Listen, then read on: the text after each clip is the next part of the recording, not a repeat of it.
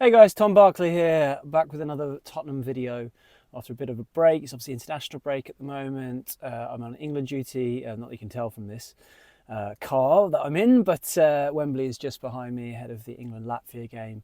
There hasn't really been much going on really in the Spurs sphere, so I haven't really felt the need to do a video, but there has been something today which I found very, very interesting.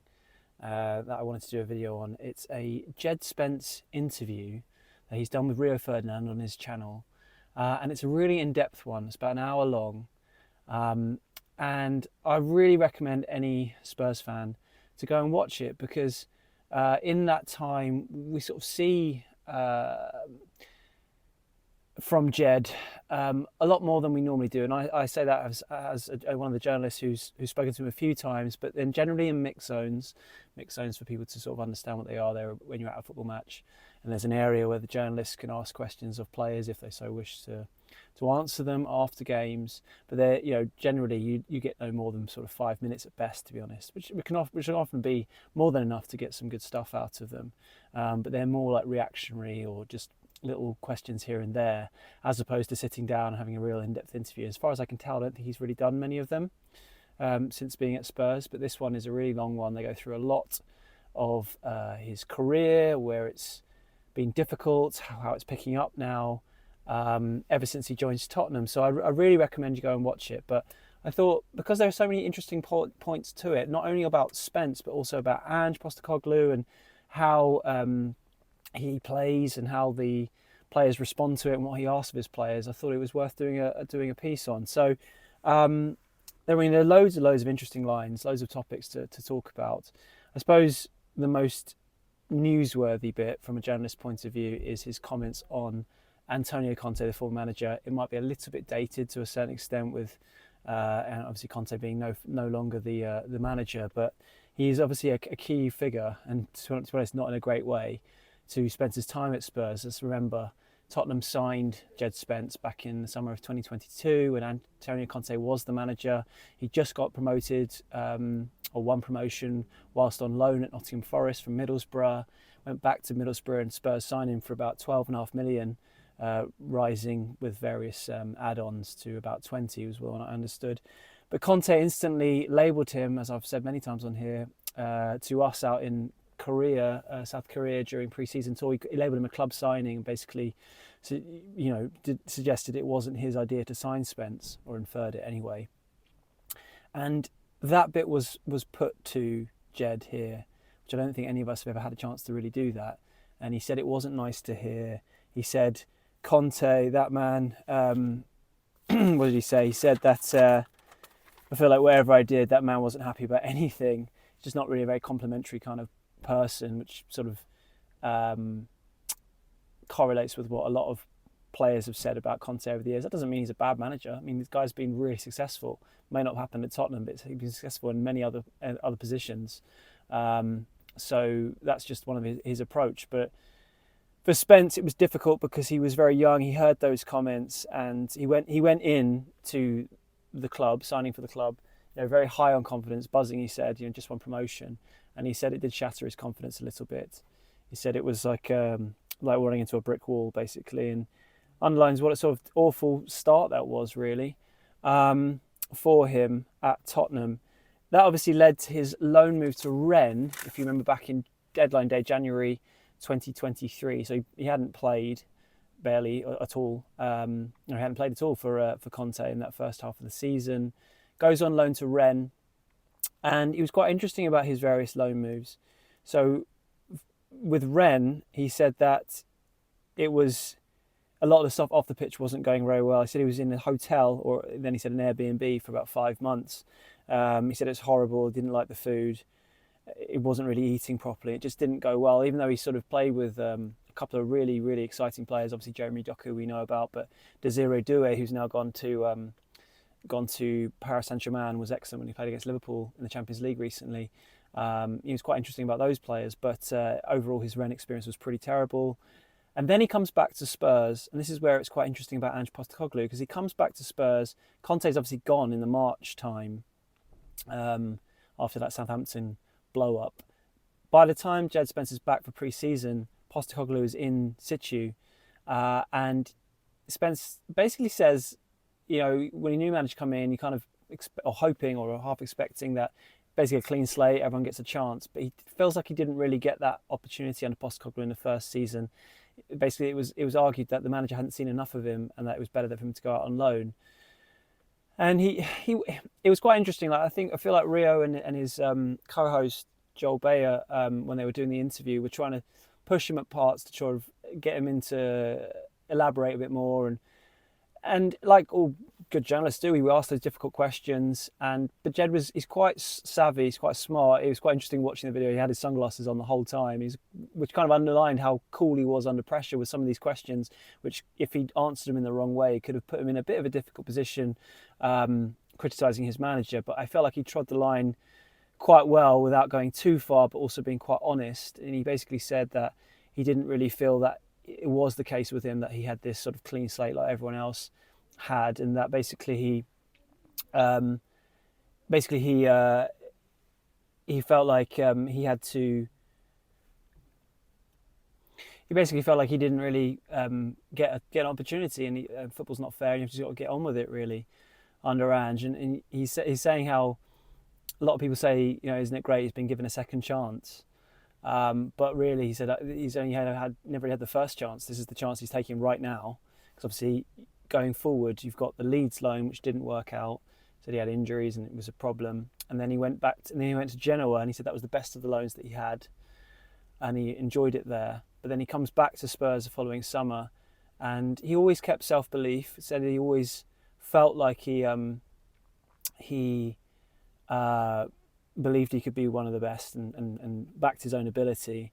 And he was often saying, it was interesting, we'd heard that Matty Wells, the assistant coach, had played a big role in his sort of redemption, I suppose, as I've been calling it, and constantly backing him. And he actually said in this interview that he had quite a few moments where he spoke to the assistant coach, constantly telling him that he felt like he really deserved a chance. So he comes back for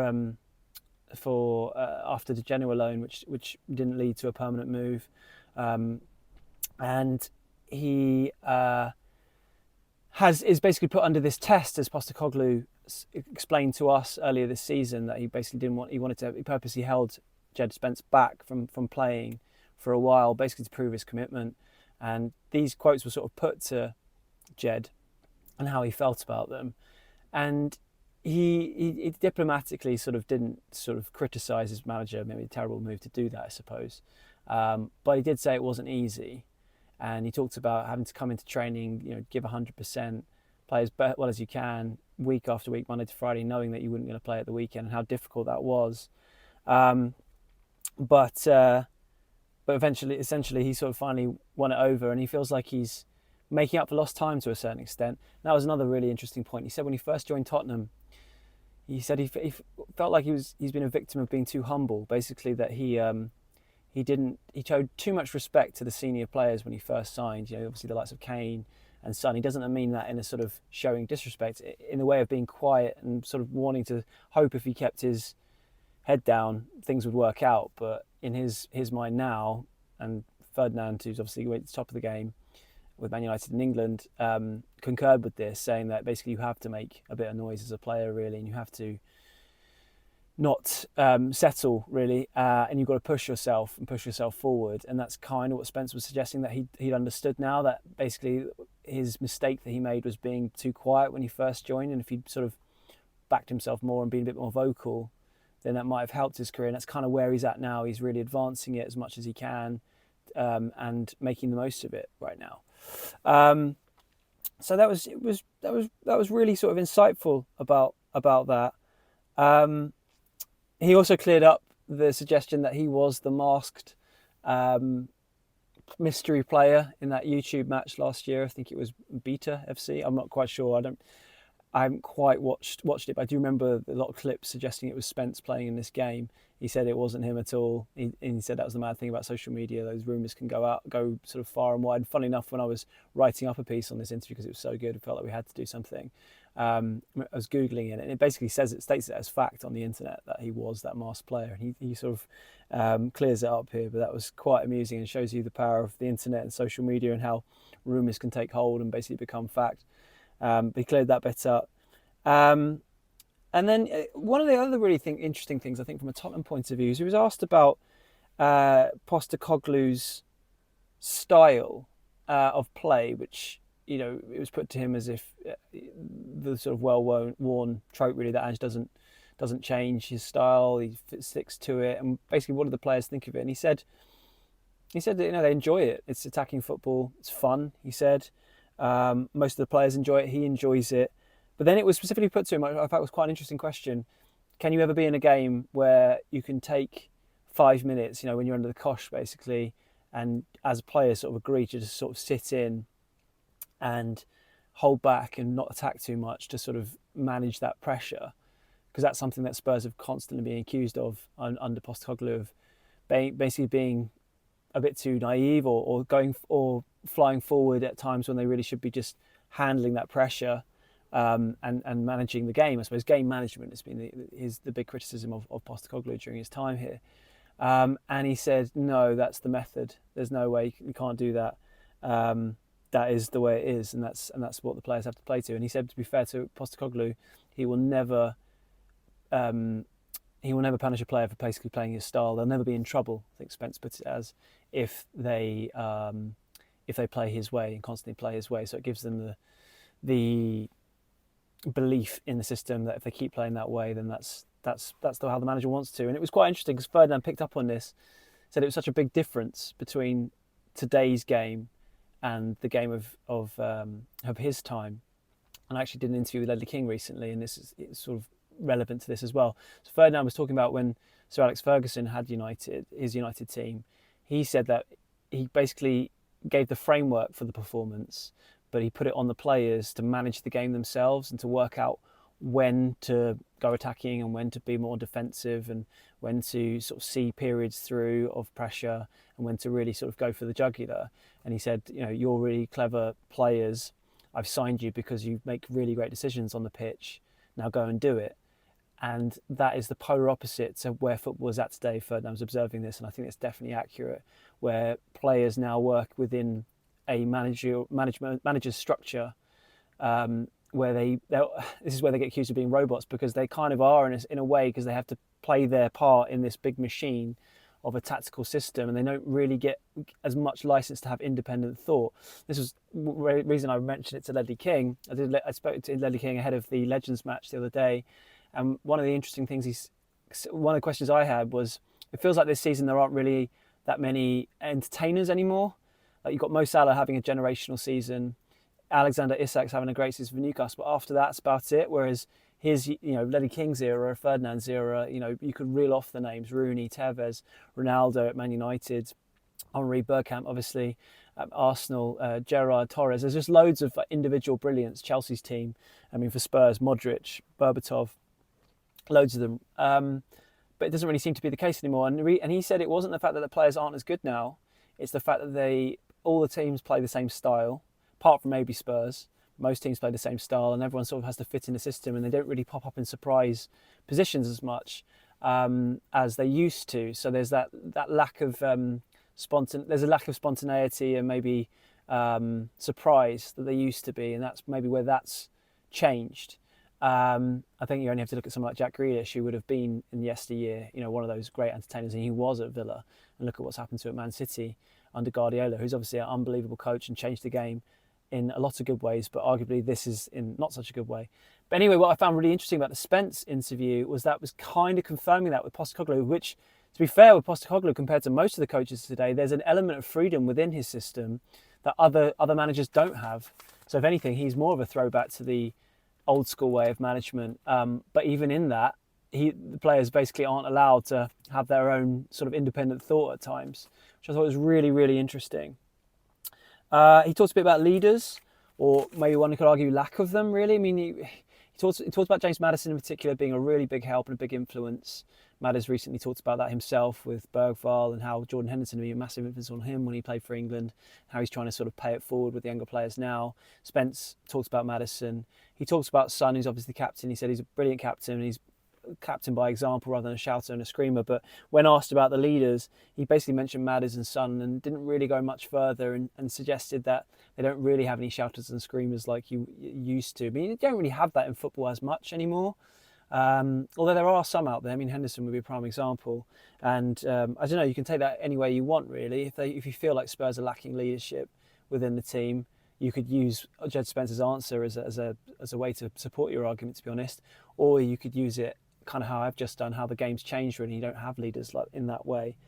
And then he was asked about, and he talked about how, whether these doubters or the haters, he put it, managers, he pointed out, he always wants to prove them wrong, but really that's not the fuel behind him. The fuel is to try and be the best player he can be. And he was asked about various managers, including Neil Warnock, who famously had the quote that he'll either be non-league in 5 years or Premier League. This is when he was at Middlesbrough. And he had a bit of a laugh at that, Spence. But he did say that he feels like he can be the best, and he wants to get there. And when you're watching Spence, back to being here at England, there was a definite case for him to be involved in this first squad for Tuchel. I mean, I think Mars Lewis-Skelly obviously took that big chance against Albania, started, scored a goal, looks a real talent, and crucially is left-footed. I think that's a bit of an issue for Spence. I mean, Tuchel, when he was asked about fullbacks, he did say that Lewis-Skelly being left-footed was a big part of it, because he's lacking left-footed left-back. So presumably, even though Spence has been fantastic at left-back, that might count against him. Yeah, I mean, he just feels like he's backing himself, that he can get there eventually. He really wants to get to the top of the game. And I just think Spurs have just got a real gem in Djed Spence. It's been a long time coming. It took 2.5 years to make his debut. He's been through some real difficult times, but now he's at a point where, like he said, he's making up for lost time. He wants to seize the moment and grab it, and that seems to be what he's doing. And I really, really would urge you to go and watch that interview. I think there's some really interesting points. And I'd love to hear some of your feedback from when you watch it, some of my observations from it, some of your observations from it. Let me know what you felt was really, really telling, what was really interesting about it, and what kind of insight you got from watching it into Djed Spence's character. I think it'll impress quite a lot of people with it. From opening up a bit more, and it's another example of how when players do that, I feel like it's a great way for people to sort of learn more about them, because I feel like we didn't really know enough about Djed Spence, and that's coming from someone who's actually spoken to him quite a few times, but only, like I say, for these sort of couple of minutes here and there, and you can't really get into sort of the real meat of it like this long interview. So let me know, guys, and I'll look to do some more videos this week if I can, when it warrants. It's hard to do stuff when there's not a lot going on. But obviously we're coming back to, domestic season, but it's the FA Cup weekend this weekend, where there's obviously no Spurs. So let's see. I'll have to think of some ideas. But anyway, check that Djed Spence interview out, and I'll speak to you then. Cheers, guys.